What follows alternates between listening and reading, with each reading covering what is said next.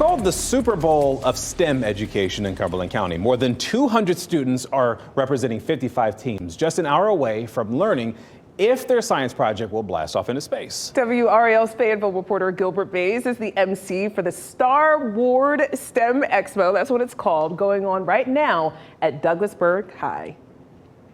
Well, I've been the MC for the STARward STEM Expo for the past 3 years. The projects just keep getting better and better, and the student enthusiasm, well, it's just out of this world. You have won. Yes, you are going to Florida. This is what it looks like when your school science project is headed for the International Space Station. Last year's winning team could hardly contain themselves. This is the third annual STARward STEM Expo sponsored by the Cumberland County Schools. There are 55 teams from grade pre-K to 12 who are hoping to become the next big winners.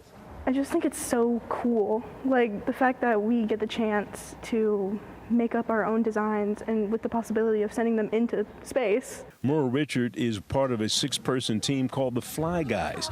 They want to see if plants will grow in outer space. Have you grown them in your classroom? No, we're just going to put the seeds into what is a mixed stick tube. We're going to have it separated into 3 sections. We're going to put seeds into each section and hope that they can germinate in space. The experiments are that simple, or as complicated as determining the impact of percolates on the corrosion of aerospace aluminum alloy. To top it off, the students get to interact with former NASA astronaut Tony Antonelli, who just happens to be a graduate of Douglasburg High. 2 years ago, 3 teams last year, and then we're getting ready tonight to announce 3 new teams have designed experiments with the help of their classmates and their teachers, and they've flown them in outer space. We see the communities do this all the time for sports, but to be able to do this around education and STEM education, knowing what our country and what our communities need right now, we're just really excited to be part of this. So we'll know in just a little bit which 3 teams have submitted the winning projects, and I can't wait until 10 and 11 o'clock tonight to tell you some good news about good kids